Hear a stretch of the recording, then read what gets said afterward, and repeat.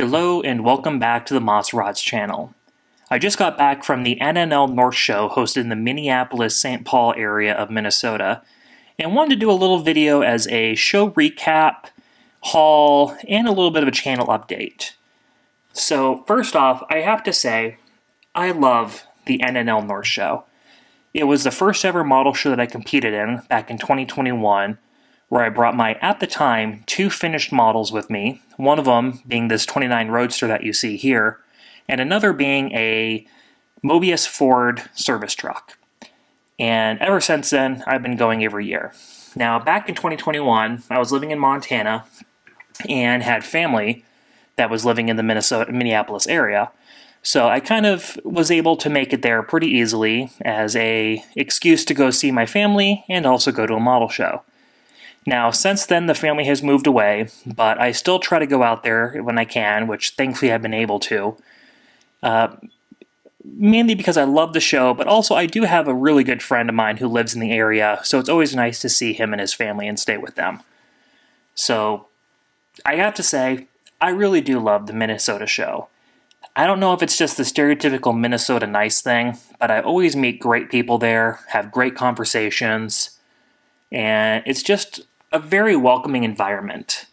So if you ever do find yourself looking to travel for a show, or you are in the Minneapolis area, I really do recommend you go to the show next year. Which, if you do go, I do remember that they said next year's theme was going to be TV and movie cars. Of course, this year, if you have seen my videos in the past, you would know it was a 57 Heaven theme. And I was able to get the Ford, my 57 Ford wagon, pretty darn close to being finished. Good enough that I thought it would be okay on the table. But it still needs some engine detailing and a few other bits and bobs kind of cleaned up. But it should only be about another day or two worth of work and I'll have that done. But yeah, so that was a little recap on the NNL North show. I also have to say, I did get to meet a couple people there. Unfortunately, I cannot remember one of their names, but he was a viewer of the channel who was seeking me out because he had brought his Revell Mustang that he was working on, and he had seen my videos that I was working on mine, and he was also working on doing a 6-cylinder swap into his kit, and he was using the Johan Maverick engine that I had referenced, and he had found a company that was doing a resin casting of it and was modifying it to have the oil bath cleaner. And he was showing me the one that he did, and he kind of helped me feel a little more confident about the shape that I had done. So I had shown in the last video that I was working on this oil bath cleaner, and I was a little concerned because it looked a little narrow. But the one that he had for his was actually slightly narrower in this little crossover here. But it did also look like he had a little bit wider diameter air cleaner. So I might do a little bit of tweaking there, but it is pretty close, at least from the measurements that he got. So I'm happy to have seen that because that was very reinforcing. So thank you to, again, I'm sorry I don't remember your name, but thank you. It was great talking with you. And yeah, that's kind of why I love the Minnesota show. Again, it's great people. So with that, we'll go ahead and kind of get onto the haul portion of the video. Hopefully my little Model A has been entertaining you so far. But yeah, so I managed to get 4 kits while I was there. And we'll go ahead and start with this little guy. So this is the Heler Land Rover. It looks like a Series 3. Of course, now all you're seeing is the back. But this is a smaller scale kit. And mainly picked this up because I have the Heler Range Rover. And so I think these are the only 2 Land Rover models they did in small scale. So kind of cool to have those. I would like to get into the smaller scale kits at some point. And, you know, price for this was one of those where you just kind of had to pick it up. So, stoked to have gotten that.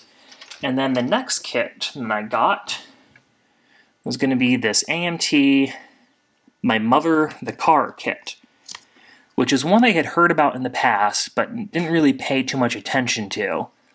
And when I saw it at the show, I was looking at it, and on the grill, might be able to make out, it says that the car is a Porter.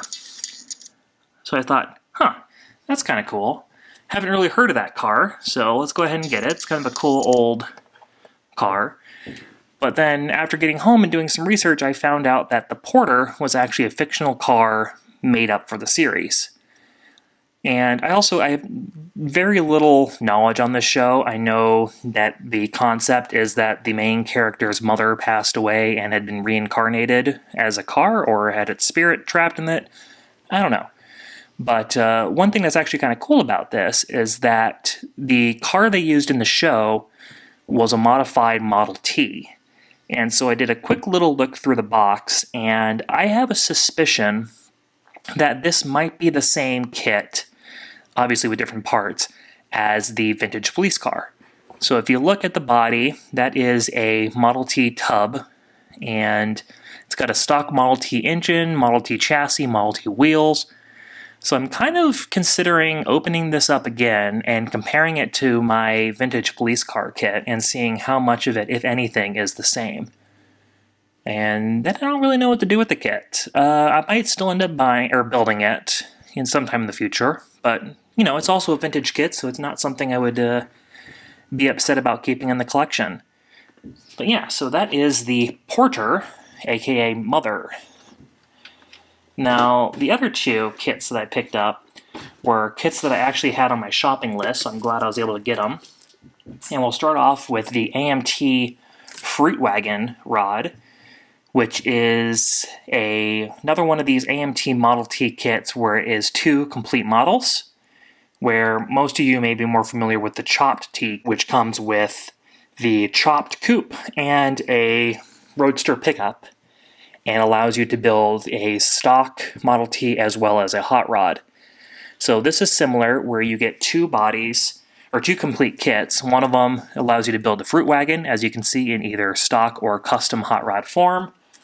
And then the other option is to build a little T-bucket, which, looking at the parts, as you can see, it has a little bobbed bed with a tarp on it, I believe is the AMT T-bucket kit. So, yeah, you get to build two complete kits, one stock, one custom. And yeah, I've been wanting to get this because I think it'd be fun to do a little C-cap truck. I think I'd probably do it more stock, and then perhaps add my Model T worm gear axle that I designed up, and kind of do like a more heavy haul pickup truck. So glad I was able to get that. And then the last kit I picked up is this 80s release of the 66 Mustang Coupe by AMT. Now, I've been thinking about this recently because I do have a soft spot for early Mustang Coupes. Don't get me wrong, fastbacks are very cool. I love an early 67, or yeah, like a 67 GT350. I think that is just such a nice car.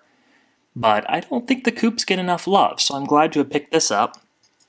And my plans for this, I actually would like to build this very soon, perhaps once I finish with the wagon. And I think it'd be fun to do a kind of hot-rodded Trans Am SCCA style car, but kind of taking ode from the old road race cars, but making it street legal. Kind of like the old Turlinga Mustang, if you're familiar with that. So do it up kind of that style, but instead of using the 289, use my, new 200 straight six. So first off, you gotta love old AMTs that are molded in this beautiful robin egg blue. And then I have my 200 here, or is this the 170? No, this is the 200, which has the later model air cleaner on it. But yeah, this is an old promo kit, so their transmission is molded in, so I can't get it to fit perfectly right now. But here. I think that would be a fun build, to do a hot-rodded 6-cylinder road race street car. So I think that's going to be my next build, actually. I'll do a video on that in the future when I actually get started on it. But those are my plans for the Mustang. So at the show, I also did get a few other non-kit things. So a little bit of a backstory is that there was a group of guys who had bought out an estate for an old collector, and it was just full, like thousands of model kits. But kind of what was cool about what the builder or the collector did, so say you had, you know, one of these kits. He would take it out, take everything off the trees, and then cut the box in half and fold it over and then put everything in. So each box is only about half the width, which I assume was done because of just how many kits he had. But there were boxes of these just cut down boxes with kits, and I think that was super cool.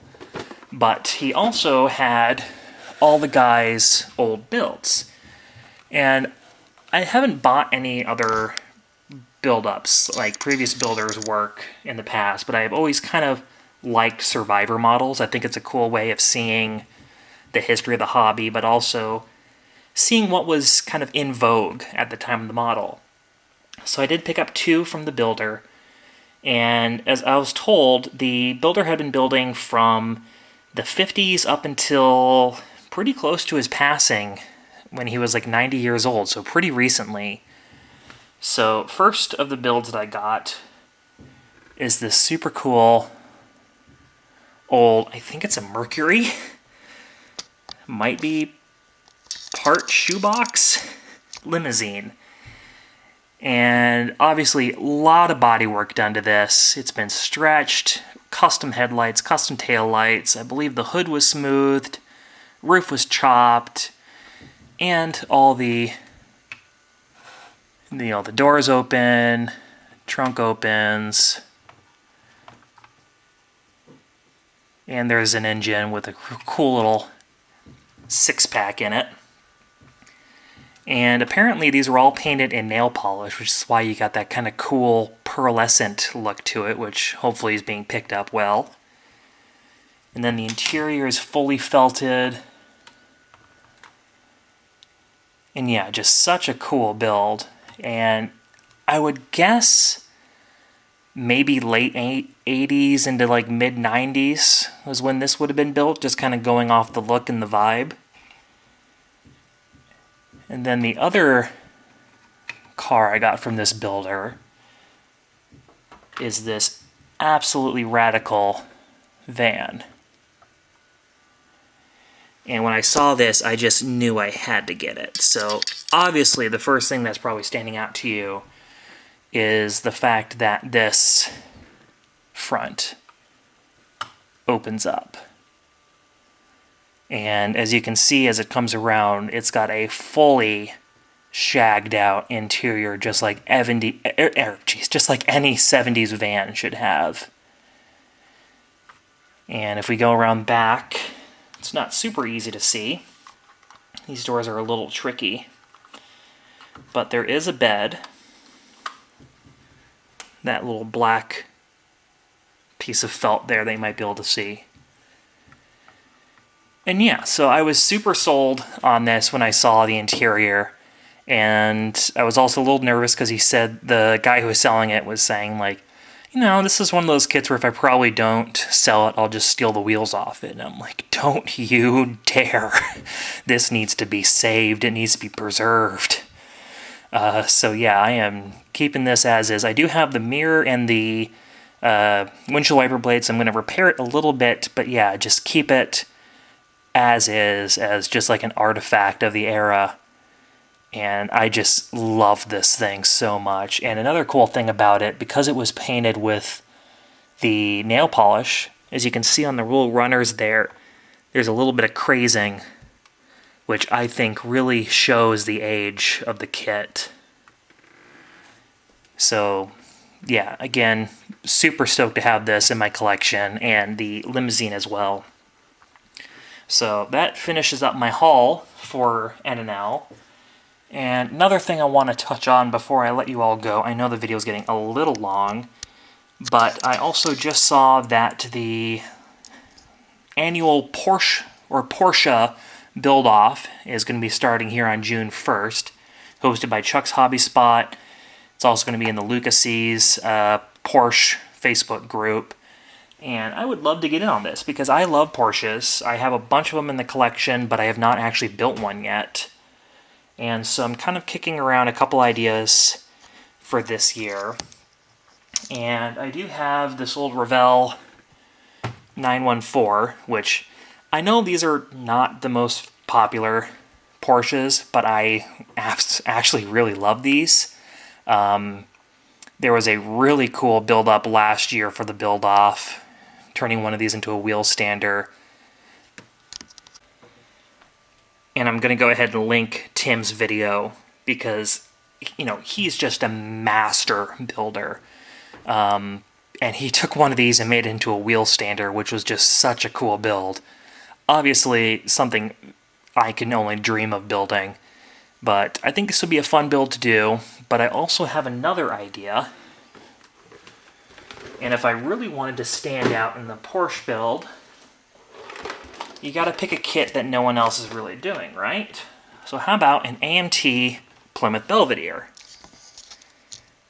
Or as you may actually see on the side, a Porsche 356. This is, as the side of the box says, a Testors Aoshima 356 that I got from a seller who, I guess the box was bad or just reboxed it or something. So there's the original box art. And here's the body.